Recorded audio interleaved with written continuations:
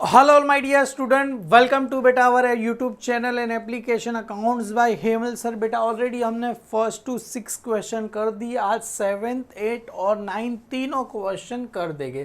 क्या बोल रहे हैं? सबसे पहले latest BAIF university examination question. बेटा तुम बोलोगे सर हम तो बीकॉम कर रहे हैं, ये बैफ के क्वेश्चन। बेटा ये जो बुक है आपको बीकॉम की और बैफ की दोनों बुक एग्जैक्ट सेम है, कुछ भी फर्क नहीं है, खाली बुक का कवर चेंज है, बाकी अंदर portion A to Z same ही है। बेटा क्लियर है? तो आप बीकॉम करो बैफ करो, ये चैप्टर आपको रहेगा ही रहेगा। क्या बोल रहे? State with the reason whether the following item are capital और रेवेन्यू। अपने को आइडेंटिफाई करना है कैपिटल एक्सपेंडिचर है या रेवेन्यू एक्सपेंडिचर है, कैपिटल रिसिप्ट है या रेवेन्यू रिसिप्ट है। चलो फाइंड करते हैं। सबसे पहले क्या बोल रहे हैं बेटा? Cost of goodwill purchase. बेटा कॉस्ट ऑफ गुडविल, गुडविल अपने लिए क्या होता है? सबसे पहले असेट्स। सर गुडविल को खरीद रहे, अरे गुडविल को खरीद रहे सर, अगर हम मशीनरी खरीदते तो अपने लिए कौन सा एक्सपेंडिचर होता? कैपिटल एक्सपेंडिचर, क्योंकि मशीनरी वन टाइम खरीदते हैं और उसका बेनिफिट फ्यूचर में भी मिलता है। सेम एज अ गुडविल, एक बार हमने मार्केट से रेप्यूटेशन खरीद ली। सर रेप्यूटेशन कैसे खरीदेंगे? Goodwill is intangible assets. अरे बेटा किसी का नाम है, एग्जाम्पल के तौर पे मेरा नाम चल रहा है हेमल सर, अभी आपको क्लासेस खोलना है, नाम रख दिया हेमल सर, चलेगा नहीं। पर आप लोगों ने मुझे क्या करा? मेरी गुडविल खरीदी। सर हम आपका नाम यूज करेंगे और आपका फोटो लगा देंगे, जरा चलेगा, हम आपको पैसा दे देंगे। तो आपने क्या खरीदा? गुडविल खरीदा। समझ में आ रहा है? रेप्यूटेशन किसकी खरीद ली? तो goodwill is intangible asset, goodwill खरीदा तो अपने लिए कौन सा एक्सपेंडिचर रहेगा? सर कैपिटल एक्सपेंडिचर रहेगा। तो यहां पर लिखेंगे बेटा capital expenditure purchase of goodwill is acquisition of intangible assets, क्योंकि हमने क्या खरीदा बेटा? इंटेंजिबल असेट्स खरीदा। समझ में आ रहा है बेटा? Import duty on raw material purchase. अभी बच्चे लोग क्या सोचेंगे पता है? इंपोर्ट ड्यूटी समझ लिया ना, तो import duty on machinery purchase, octroi duty on machinery purchase, वो बेटा वन टाइम ड्यूटी होती है। कभी जब आप मशीनरी असेट्स खरीदते समय अगर बेटा आप इंपोर्ट ड्यूटी पे करते हो तो कैपिटल एक्सपेंडिचर। कभी जब भी आप असेट्स, बेटा असेट्स खरीद रहे हो तभी आप क्या पे कर रहे हो बेटा? इंपोर्ट ड्यूटी पे कर रहे हो। इंपोर्ट ड्यूटी आपने जो पे किया ना वो मेरे लिए कैपिटल एक्सपेंडिचर में चला जाएगा। पर ये किसके तौर पे बेटा? Raw material. अगर आपने मटेरियल परचेज किया उसके समय, जो मटेरियल तो बेटा साल भर में खरीदते, क्यों? क्योंकि इंपोर्ट ड्यूटी असेट्स खरीदते वक्त वन टाइम होता है ना बेटा, एक ही बार पे करना है, अगले हर बार थोड़ी पे करे। तो बार बार जितनी बार मटेरियल खरीदोगे उतनी बार अपने को क्या पे करना पड़ेगा? इंपोर्ट ड्यूटी पे करना पड़ेगा। तो ये मेरे लिए कौन सा एक्सपेंडिचर रहेगा? सर रेवेन्यू एक्सपेंडिचर रहेगा। समझ में आ रहा है बेटा? तो कौन सा एक्सपेंडिचर? रेवेन्यू एक्सपेंडिचर रहेगा। क्लियर है? तो यहाँ पर लिखेंगे import duty on raw material purchase is a direct product cost related to a normal business activity incurred in order to earn income during the year। क्यों हम इसको अभी पे करेंगे पर बदले में इससे क्या अर्न करने वाले? इनकम ये अर्न करेंगे ड्यूरिंग द ईयर। तो कौन से लिए एक्सपेंडिचर में चला जाएगा? सर रेवेन्यू एक्सपेंडिचर में चला जाएगा। आगे बेटा लीगल एक्सपेंस इंकर्ड राइजिंग अ डिबेंचर लोन। बेटा देखो हमने लीगल एक्सपेंस क्या किया? पे किया। किसके लिए बेटा? राइजिंग अ डिबेंचर। अपने जो डिबेंचर अगर खरीदने अगर बेचने थे तो कुछ लीगल एक्सपेंस के पे किया। बेटा ये हालांकि डेफर्ड रेवेन्यू एक्सपेंडिचर में जाता है, पर अभी बेटा सम के अंदर डेफर्ड रेवेन्यू एक्सपेंडिचर अपने को दिया नहीं है, तो हम इसको किस में लिखेंगे? सर अपने रेवेन्यू एक्सपेंडिचर में ही क्या करेंगे? लिखेंगे। क्योंकि लीगल एक्सपेंस वगैरह, लीगल एक्सपेंस ऑन असेट्स के ऊपर आता तो कैपिटल एक्सपेंडिचर में जाता, पर ये बेटा डिबेंचर के ऊपर है तो कहाँ चला जाएगा? सर ये अपने लिए रेवेन्यू एक्सपेंडिचर में चला जाएगा। Legal expense incurred on a connection with क्या लिखा है? Raising of debenture loan are not a capital in nature, not a create any real assets. Clear है? कंसर्न डेफर्ड रेवेन्यू एक्सपेंडिचर में चला जाएगा। Is no longer valid as per the accounting standard 26 भाई, ये भी नहीं आएगा। तो इसके लिए सॉरी क्योंकि अगर हम ऐसा पकड़ legal expense on issue of preference share, equity share होता तो हम इसको डेफर्ड रेवेन्यू एक्सपेंडिचर में लिख सकते हैं। हालांकि इसको इसने रेवेन्यू एक्सपेंडिचर में लिखा, हम ऐसे भी रेवेन्यू एक्सपेंडिचर ही लिखने वाले थे। क्लियर है? चलो सर आगे बढ़ते हैं बेटा। आगे क्या बोला गया? अरे सॉरी मैं यहाँ पर कहाँ पहुँच गया? अपने को तो एक पेज पीछे जाना है। चलो ये हो गया फोर्थ वाला लीगल एक्सपेंस, ये हो गया।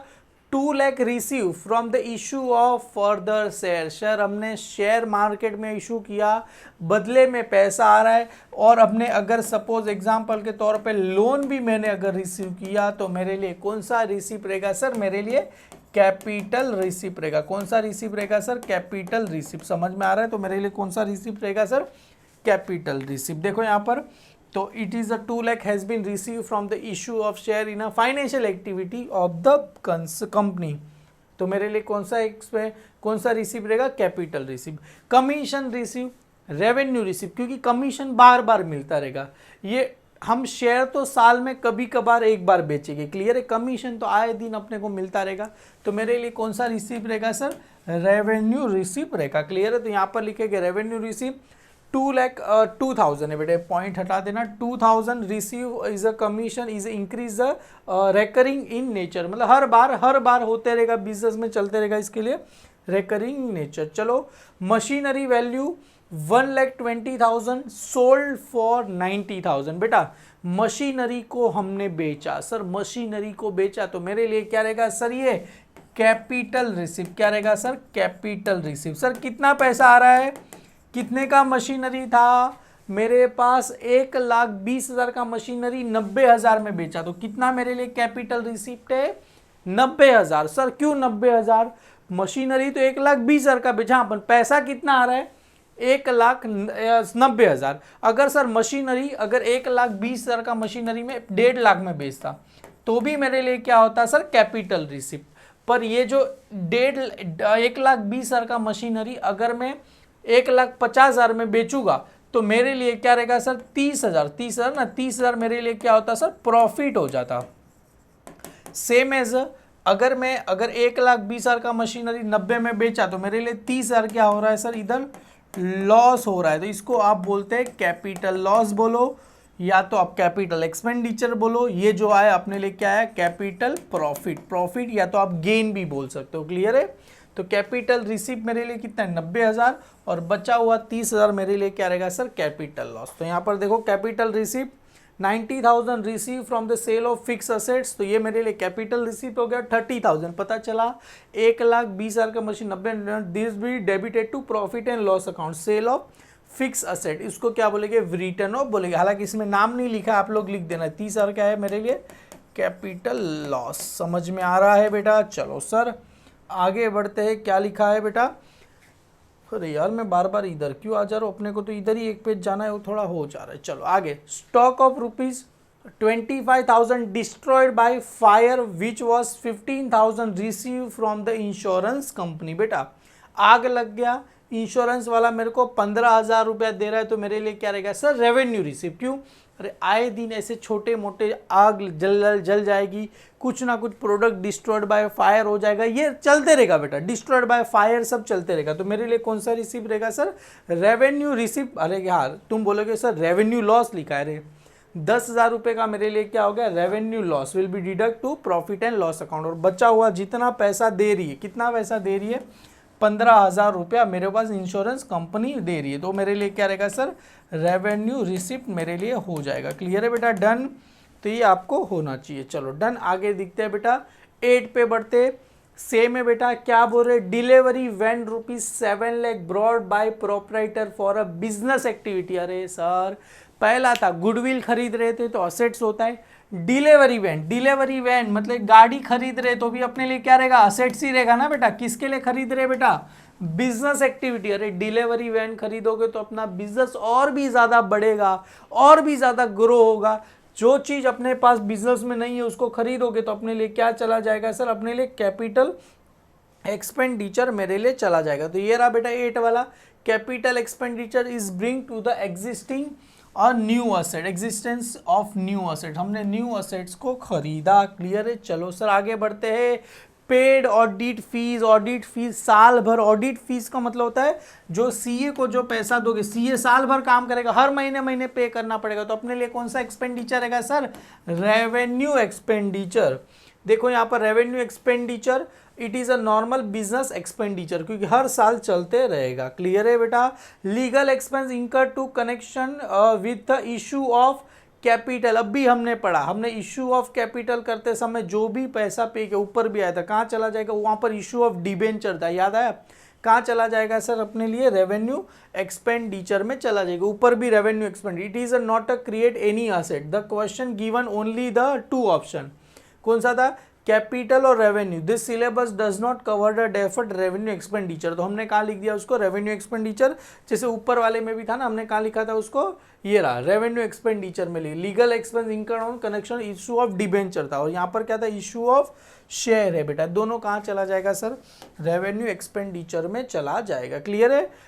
Additional capital rupees 2 lakh introduce in a business, तो मेरे लिए क्या रहेगा सर, ये मेरे लिए कैपिटल रिसीव, क्यों, और मेरे पास पैसा आ रहा है ना बेटा, और बिजनेस में पैसा लगा रहे हो, तो मेरे लिए क्या रहेगा सर, कैपिटल रिसीव। 4 वाला कैपिटल रिसीव देखो, amount brought by a proprietor increase the liability of a business concern, मतलब बिजनेस की लाइबिलिटी बढ़ रही है। कैपिटल कहाँ जाता है, लाइबिलिटी, इसके लिए यहाँ पर उसने वर्ड यूज किया है लाइबिलिटी, क्यों, इंक्रीज द, आप ऐसे increase the capital of the business भी लिख सकते हो, कैपिटल, और बेटा ब्रॉड करेगा तो increase the capital of business, एक कंसर्न भी लिख सकते हो, या तो कैपिटल को हटा के इन लोग ने क्या लिखा सर, लाइबिलिटी लिखा। क्लियर है, done. Receive recovery from the 5000 as a bad debts, बेटा मेरे को, मैंने ऐसा सोचा था ये बैड डेब्ट्स, मेरे बैड डेब्ट्स का मतलब होता है मेरे लिए नुकसान हो गया, कितने का, 5000 का हो गया। कोई भला इंसान रहेगा, वो बोला सर आपका मैंने नुकसान हुआ था ना 5000 रुपये का, तो आई लो 5000 रुपये आपका। ऐसे बिजनेस में लॉस होते रहेगा, लॉस रिकवर होते रहेगा, तो ये सारा रिसीव हो रहा है, तो मेरे लिए कहाँ चला जाएगा सर, रेवेन्यू रिसीव में चला जाएगा। तो 5 वाला कहाँ चला जाएगा, revenue receive. It is a indication, it is a incidental to business, ये बिजनेस में चलता रहेगा। क्लियर है बेटा, आगे बढ़ते हैं। Furniture worth ₹20,000 destroyed by fire which was not insured, बेटा ये क्या हो गया, कैपिटल लॉस, क्योंकि फर्नीचर जल गया, नुकसान हो गया, तो मेरे लिए लॉस हो गया, तो कहाँ चला जाएगा sir, capital loss. Furniture has been destroyed by fire which was not insured, अब company asset has been loss which can be return of to the profit and loss account, expect expired cost which will be no benefit can be expected in a future. अगर furniture का आगे चल के कोई भी मेरे को benefit होने वाला नहीं है, तो मेरे लिए कैपिटल एक्सपेंडिचर कैपिटल लॉस में चला जाएगा। कमाल का है बेटा, ध्यान से पढ़ना क्या बोले। प्लांट एंड मशीनरी विच, क्या लिखा है, should in a book of value 1,50,000 include a machine book value rupees कितना दिया है, 3,400, मतलब प्लांट एंड मशीनरी का वैल्यू कितना है बेटा, 1,50,000 included a machinery at a book value कितना दिया है, 3,400। This will be absolute, absolute का मतलब होता है उसकी लाइफ खत्म हो गई, उसकी लाइफ क्या हो गई, खत्म हो गई, एंड ऑफ लाइफ, मतलब एक मशीनरी था उसकी लाइफ क्या हो गई, एंड ऑफ लाइफ, सॉरी उसकी लाइफ क्या हो गई, खत्म हो गई, उसको हमने 900 रुपये में बेच दिया, मतलब 3,400 का अपने पास मशीनरी था, उसका बुक वैल्यू, मशीनरी का बुक वैल्यू कितना था, 3,400 रुपये था, उसको हमने 900 रुपये में बेच लिया। चलो यहाँ तक तो ठीक है। And replace by a new machinery cost 4,800, हमने नया मशीनरी खरीदा बेटा, replace by a new machinery, हमने न्यू मशीनरी क्या किया है बेटा, ये परचेज किया। अरे न्यू मशीनरी परचेज करोगे तो कौन सा एक्सपेंडिचर होता है, कैपिटल एक्सपेंडिचर।